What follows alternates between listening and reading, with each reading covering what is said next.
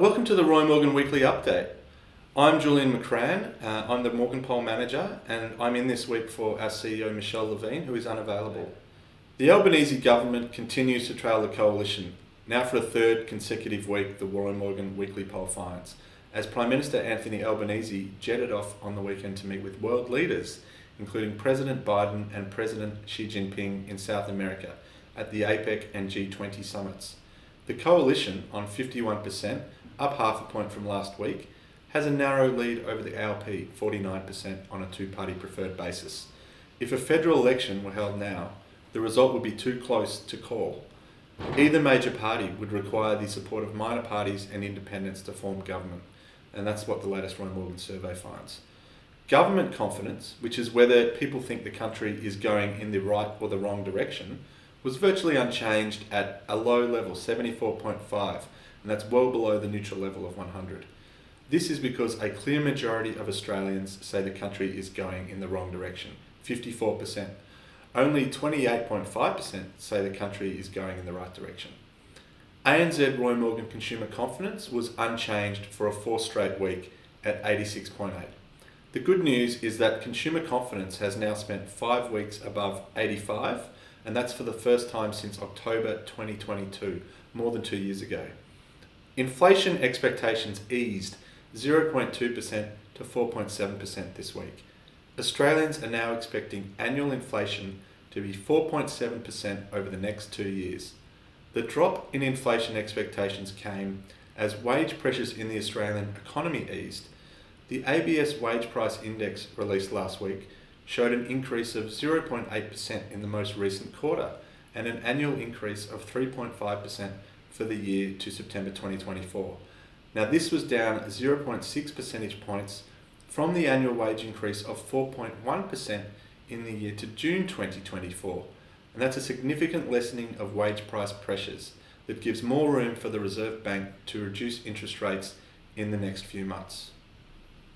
A special Roy Morgan poll conducted in October looked at whether Australians want to retain the current flag design and asked Australians, do you think Australia should have a new design for our national flag or not? A majority of Australians, 61%, say we should keep the current national flag, but this is down 5 percentage points since 2010. So now we have 39% and up 10% who say Australia should have a new design for our national flag. Australians also strongly favour the monarchy. 57% say Australia should remain a monarchy, and 43% say Australia should become a republic with an elected president, and that was a poll conducted at the same time. Analysis of the results by gender relating to the national flag shows 63% of women favour retaining the current national flag compared to 60% of men. Australians of all ages are in favour of retaining the current national flag. Young Australians under 35 are the most evenly split, 55% in favour of retaining the current national flag compared to 45% that say Australia should have a new design for our national flag. This compares to 59% of Australians aged 35 to 49, 67% aged 50 to 64, and 64% aged 65 plus who favour retaining the current national flag. However, there is a significant difference in views on the national flag when it comes to broader political views.